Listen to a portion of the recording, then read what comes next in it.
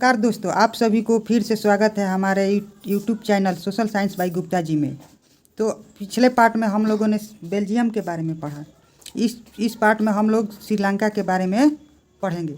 तो देखते हैं श्रीलंका के बारे में क्या दिया हुआ है बुक के अनुसार।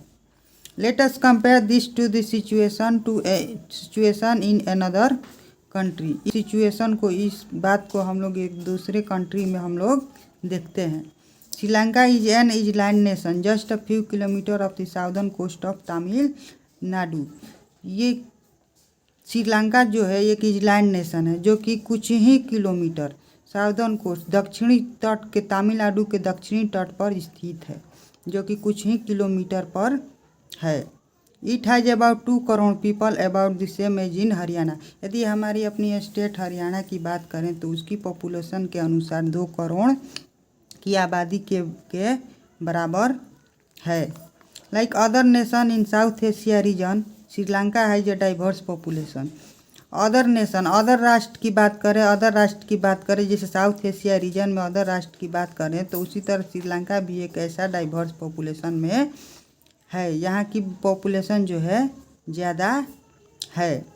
The major special group are Sinhala speaker 74% and the Tamil speaker 18%। यदि यहाँ की स्पीकिंग पीपल और कम्युनिटी की बात करें तो सिन्हाला स्पीकर जो हैं, जो कि हैं 74%। सिन्हाला स्पीकिंग पर्सन है 74% और तमिल स्पीकर हैं 18%। Among Tamils are there are 2 sub groups. इसी तमिल ग्रुप्स में भी और भी 2 सब ग्रुप्स हैं। तमिल नेटिव्स ऑफ द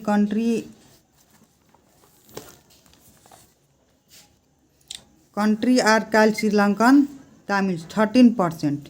ये श्रीलंकन तमिल्स हैं जो कि 13% हैं, मात्र 13% है। The rest whose forefathers came from India as plantation workers during colonial period. Plantation की काम चल रहा था उस समय, कॉलोनियल पीरियड जब अंग्रेज़ों का शासन काल चल रहा था। कॉलोनियल पीरियड जब अंग्रेज़ों का शासन चल रहा था तो उस समय कुछ फोरफादर्स जो थे, एंसेस्टर्स जो थे, वो पूर्वज जो थे वो आए थे, तो आर कॉल्ड इंडियन तमिल, तो उन्हें इंडियन तमिल्स कहा गया है। As you can see from the map, Sri Lankan Tamils are concentrated in the north and east of country. यदि बात करें, ये पॉपुलेशन की बात करें श्रीलंकन तमिल्स की, तो इनकी कंसेंट्रेशन, जटिलता जो है नॉर्थ और ईस्ट, कंट्री के नॉर्थ और ईस्ट में बहुत ज़्यादा है। As you can see from the map, Sri Lankan Tamils are concentrated in the north and east of the country. यदि हम बात करें श्रीलंकन तमिल्स की तो इनकी घुलनता और कंसंट्रेशन ये नॉर्थ और ईस्ट ऑफ द कंट्री में ज़्यादा है, देखने को मिलती है। Most of the Sinhala speaking people are Buddhist.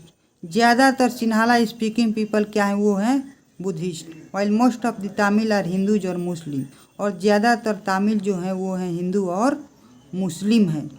There are about 7% Christian who are both Tamil and Sinhala, और बचे 7% ऐसे लोग हैं जो कि परसेंट ऑफ द क्रिश्चियंस हैं, who are both Tamil and Sinhala, वो दोनों ही तमिल और सिन्हाला दोनों ही है। Just imagine what could happen in the situation like this. एक कल्पना करते हैं आखिर इस सिचुएशन में क्या होता है, इस स्थिति में क्या होता है। In Belgium the Dutch community could take advantage of its numeric majority and force it will on the French and German speaking population।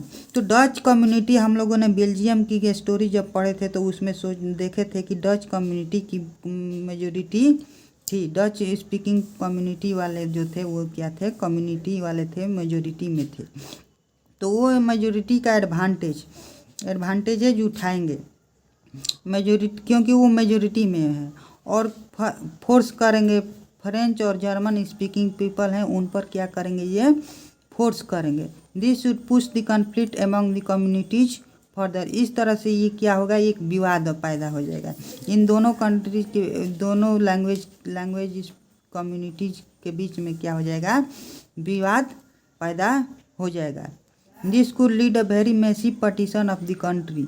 Both the side would claim control over Brussels. इस तरह से ऐसा होगा कि एक अलगाववाद पैदा हो जाएगा, बंटवारा होने लगेगा। पार्टीशन मीन्स बंटवारा होने लगेगा। Both the side would claim control over Brussels, और दोनों साइड से ऐसा चाहेंगे कि हमारा कंट्रोल हो ब्रुसेल पर। ब्रुसेल जो कि बेल्जियम की राजधानी है, वहाँ लोग चाहेंगे कि हमारा जो है कब्जा हो और हमारा ही दबदबा हो।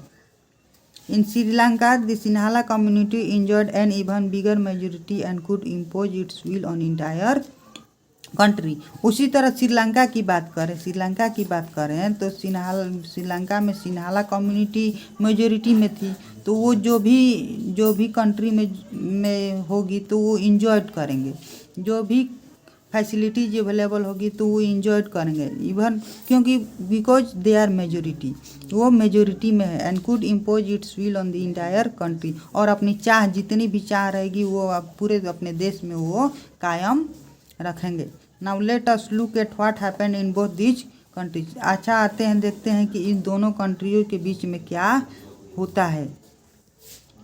That's all, thank you.